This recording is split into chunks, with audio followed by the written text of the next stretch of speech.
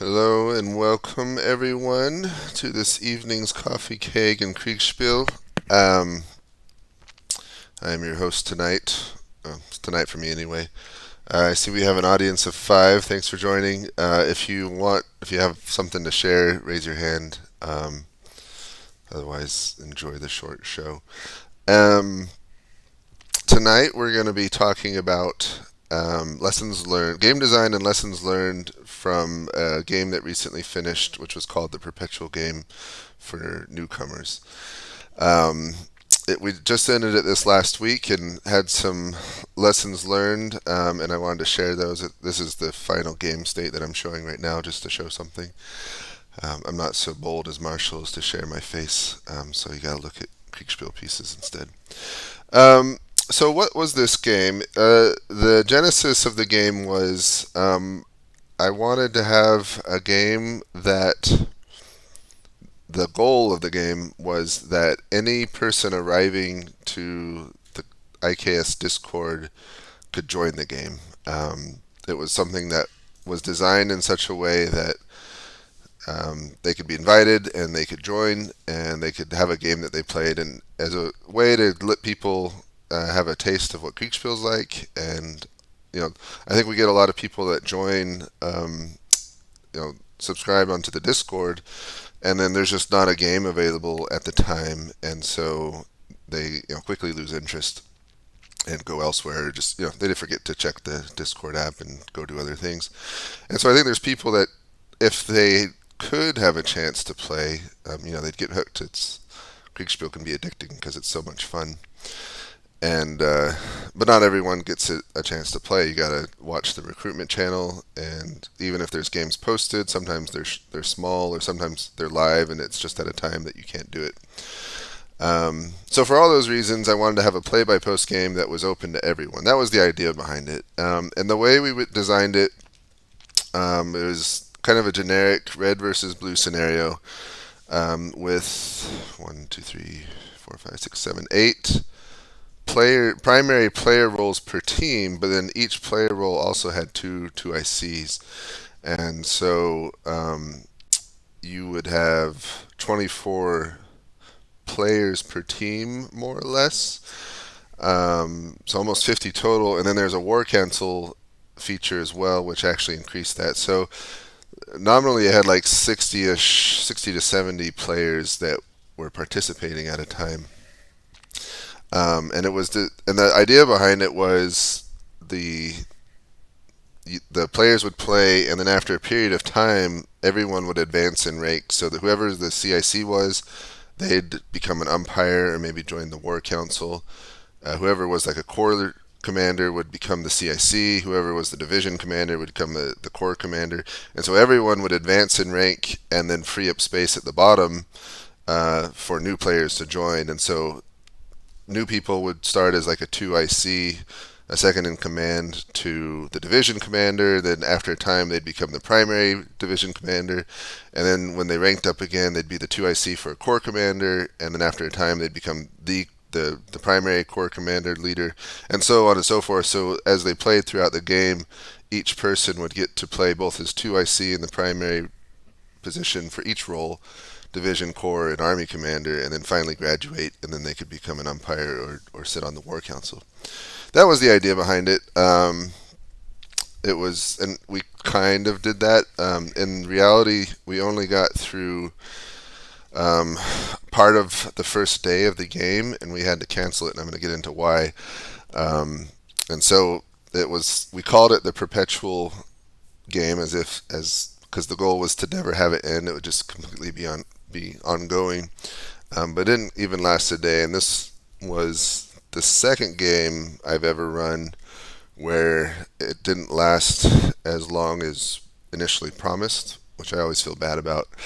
But I'm going to go into why that was and why we decided to stop it, and lessons learned that will hopefully be helpful for other people, other umpires, as they are thinking about their games and how to design them for success. Because of the desire to make it available for anyone incoming, we had some interesting constraints on this game. And one thing I quickly found was that even with so many player spots, um, with there just wasn't the capacity to actually let anyone join. For a while, we did invite whoever joined the Discord server to play the game, and we were getting like 5 to 10 people a week, and the game just wasn't designed to handle that volume because we were only doing turns every 3 to 4 days on average, or 2 to 4 days. So in a week, you'd have maybe 2 turns, and you really couldn't change players in their positions every 2 turns. There's just no continuity there, and it's a bit ridiculous. So that didn't work out. So that was one lesson learned, that just really wasn't going to happen. The other lessons learned, I wrote some notes so I don't forget. Hold on, I gotta find those notes. There they are. Another thing that was done poorly on my part was having too many pieces per player. As I mentioned, on each team there was a CIC, 2 corps commanders, and each corps commander had 2 division commanders. And each division commander had something like, of course it's all gobbled up here, but they had something like 12 to 15 pieces each that they commanded. And that was really too much. It was too much for the players to keep track of and too much for the umpires to keep track of. Marshall's talked about this in other episodes, about what the right quantity is, and 12 to 15 is too much. I think I've seen games with as low as 3, which is really too little. I think the sweet spot is probably between 6 and 9. I like to have more because it lets the players have options of things they can do with their pieces. But yeah, that 6 to 9 range is manageable for both the player and the umpire. Still lets the player do some things that can split in half, and maybe half the command does something, or maybe even 3 parts, but it's more manageable. So that was one thing. Too many pieces per player. That should have been less. Another thing that was done poorly was the naming of the pieces. I was a bit lazy at starting, and so I even misspelled militia, as you can see here. The pieces were just given generic names, and so infantry, militia, hussars. But once everyone started combining into this big, massive gobbledygook, we couldn't keep track of which division belongs to whom. It got very confusing for the umpires and the players. And so what I should have done from the beginning is either give them titles and names in their descriptor. So that one's veteran infantry, but I could have just done first corps, first division, something like that. Would have made it very easy. The other thing is you can do it. Now, of course, this was second corps, first division, but you can write it in the description in TTS. So at least if you hover over it, you know what it belongs to. But best practice would have been to give it the name within the title so that it was very obvious who that belonged to. And I should have done that from the beginning. You can see we renamed the descriptions, not on all of them, but partially through the game. But even still, it was just confusing, and that was entirely my fault for not naming the pieces correctly to start. So always a best practice to make sure you know which commander each piece belongs to in some way. Another confusing thing, so when I run this or other play-by-post games, and I share the workload with other umpires, the way I do it is each umpire takes a turn basically handling the entire game. They process all the orders, they do all the screenshots, they give all the updates, and then they do that, and then they save the module, save the save state as a module, as a workshop, and then pass it on to the next umpire, whoever signed up to do it next. And so it's confusing for the umpires because you're coming in cold. It's a lot easier to keep up with the game if you're the one processing every turn, because you can remember what happened last turn and you kind of know what's going on, and so it makes it a lot easier. But when you haven't looked at the game in a couple weeks and then you come in cold, as I say, it's hard. It takes a lot more time to get up to speed of, okay, what's everything doing? And part of the hard part is if any players give long-term orders, that can be lost. So let's, for example, let's say blue player orders the 12th Hussars to go scouting west, through Irlehol or whatever. And so in the first turn, he gets as far as Kirkbuck. And so as an umpire, you can leave it here, and he's heading to Irlehol, but the next umpire may not know that, and the player may not put that reminder in their next set of orders, and they may not, and the umpire may not know to check the previous orders to see, hey, what's this piece supposed to be doing? So there's a few ways to make it easy for the next umpire to know what is going. One thing you can do is just draw arrows for where they're supposed to be headed, something like that. He's supposed to go that way. Now that doesn't work as well if it's going to be in the screenshot. You don't want arrows drawn in the screenshot. But if it's something that's not in anyone's screenshot, that's one way to do it. That can help convey to the next umpire what's going on. Another thing is I've seen note card. Yeah, so you can pull out a note card and then write what the orders are, what they're doing, and just put it next to them. Again, that works if they're not in the screenshot. I guess if they are, you can take it out of the screenshot and then bring it back, but it's a little bit of a pain to do that. Another thing you can do is write it in the description. So you say, orders headed, or scout towards Irlehol, something like that. And that can be helpful because then the umpire can hover over and say, okay, that's what they're doing, and then there's better continuity. It is more, it's more work on each umpire to be diligent about tracking that kind of stuff, but it does help make sure orders aren't forgotten because that can happen. Another thing about this map, so this map is massive. It's one that I purchased a while back. I used it in my very first diplomacy game, and I needed something that was large scale with a lot of variety in terrain. But the map each of these little squares is 5 miles. So the map's 25 miles wide and, 1, 2, 3, 4, 5, 6, 7, 40 miles, 35 miles tall. It's a big map. And really, so each unit piece is a brigade. But the scales, in my opinion, the scale's not quite right. Because it's really, at this scale, it's kind of hard to, well, the map's a little funky too, but it's kind of hard to read the terrain and make sense out of it. I always like to reward players who, if they see a good hill, they stick on the hill and fight from it. But the format of this map with all these, the lines show the hill. You can see, this is a little depression, this is going uphill. You can tell it, but you can't tell how hilly it is. And there's so much of it like that, and it's so small relative to the size of the pieces that I know, at least when I was running combat, I very rarely took into account at least like hilly terrain or whatnot. Because look at this line. Are they on like a good defensive hill position or not? I have absolutely no clue. And so I just didn't account for that. And so having a map that either the unit pieces need to be smaller or the map need to be different would have made it better as well. I was trying to do a big map for. This was supposed to be a big epic battle that lasted over weeks, and so I wanted lots of room for it. And you can see I really didn't need that much space.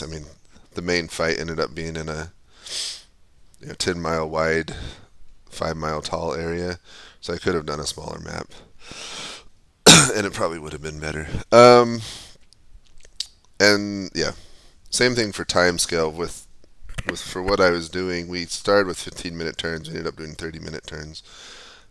Just trying to get the time scale right to the piece and maps. One thing we did well, I think, so I mentioned every main player position also had two ICs, and the goal was to just basically maximize the number of people who could participate without Sorry, I hadn't been thinking to check if anyone said anything. No one said anything. Okay. Sorry, let me go back. Okay, sorry, I was just checking, see if anyone had made comments. Actually, let me check YouTube real fast.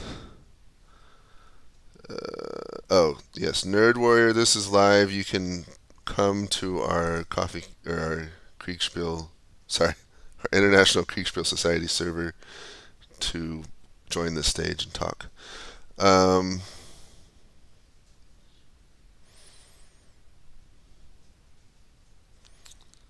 Alright, so Nerd Warrior said, I've been monitoring this channel. Occasionally it looks great, but maybe too much for newbies to understand. Are there terrain modifiers? Yes, there are. Or there can be. Yeah, so this one's more about designing the game. It's not about what is Kriegsspiel for newbies. We do have videos describing what is Kriegsspiel and kind of gives an overview, so I recommend Googling what that very topic, and you'll find other videos for that. Um, Sorry, got sidetracked. So last thing, so I was talking about 2IC. So we wanted to encourage as many players as possible and basically maximize player participation with a limited set of umpires. Because I've done games where there are 50 player positions. Chickamauga was close to that, and it was a giant pain to process each turn. Because if you think about going through 50, maybe it wasn't 50, maybe it was 35, but it was big. And having to go through every single player's channel, get their orders, process their orders, resolve it, was a lot. Most people can't handle that many. It's a lot. A lot of people get burned out trying to do that much. And I've found this sweet spot. I've done large games now, so when I do small games that are like 6 or 8 players, it's very refreshing how small and easy it is. For me, the sweet spot is probably in like 16 to 20 players, because you get enough players that you can have some real chaos and fun, but it's not too much that it's really hard to manage. Usually you can do an update. With 20 players, I can do an update in like an hour, and I'm always faster than most everyone else because I've been doing it so long. For other people, 20 players is maybe 2 hours, maybe 3. It kind of depends on the level of detail that you're doing. Are you tracking logistics? Are you giving super detailed game updates written out, stuff like that? But once again, I've been sidetracked. So we had two 2ICs to every player, which it's effectively tripled the number of people that could participate.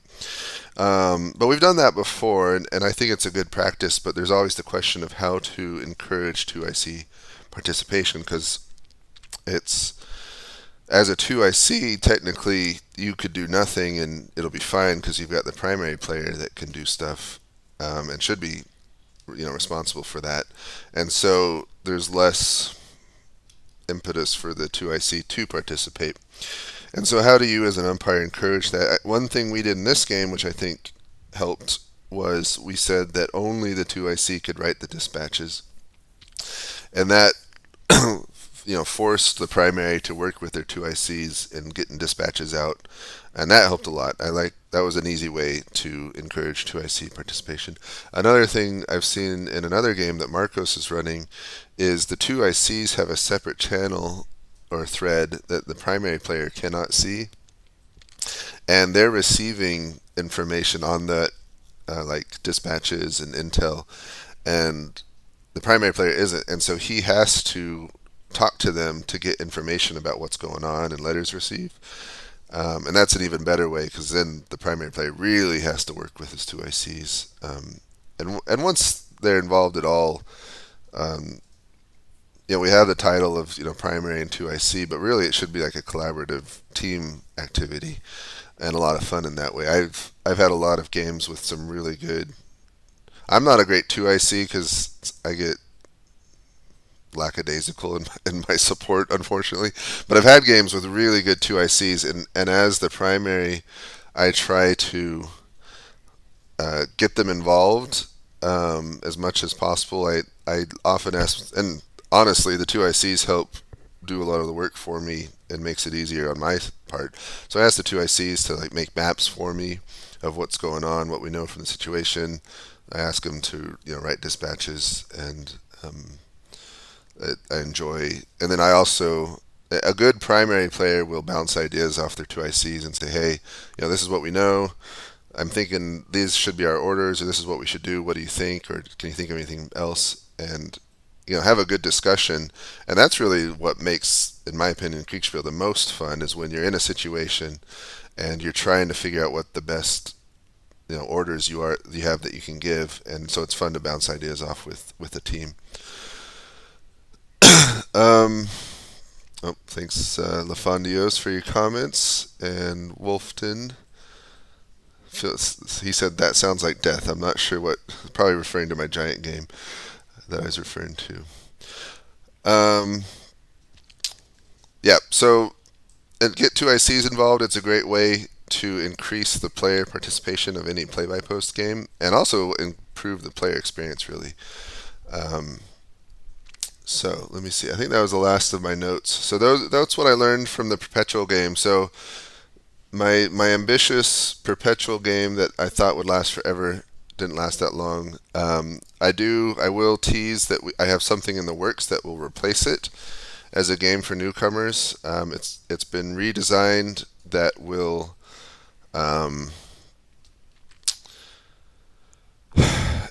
it'll it'll be easier for the umpires to manage. It's taken lessons learned, as I just talked about, and make it easier for both the umpires and players to manage.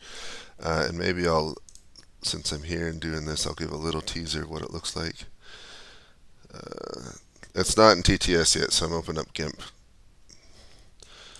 The map's not quite done. Open.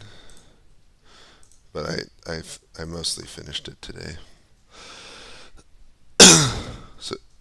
So 2IC means second in command, as far as I know. Sorry, this is a big file. It's going to take a second to load. TTS stands for Tabletop Simulator. Of course, now it's taking a really long. There it is. All right, so we're designing a Napoleonic battle royale using Kriegsspiel staff command teams, and this map of Malta, which I've been modifying. It's going to be a lot of fun, and it's actually going to be coming out here pretty soon as a new game for newcomers. I'm not going to call it Perpetual Game because that's overly ambitious. It will end at some point, but it is a game for newcomers where people can come in and get a taste of Kriegsspiel. So that'll be coming out this week. Invitations for that. There's a little spoiler for those who are actually watching. And I think that's it. So hopefully you enjoyed my ramblings about game design and lessons learned from this last game. And we'll catch you in the next episode. Thank you so much for watching, and have a lovely evening.